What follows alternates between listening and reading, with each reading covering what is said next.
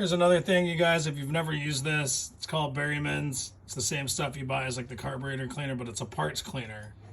Put this stuff in here and it'll eat away just about anything. It's got this little tray in there. See this little tray? You can set all your parts in here and just dunk it in here and let them sit. Now, if you've got some time, let them sit overnight, and this stuff will go to work on them. You come overnight, you'd be surprised how clean these parts are. This stuff actually breaks a lot of stuff off. And you can use this over and over a bunch of times. So go ahead and just drop something like that float in there.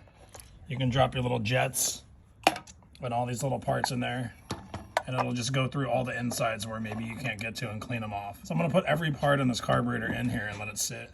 While I'm cleaning everything else off, you can take all these little jets and all these pieces. You can stick this whole piece of carburetor in there if you want.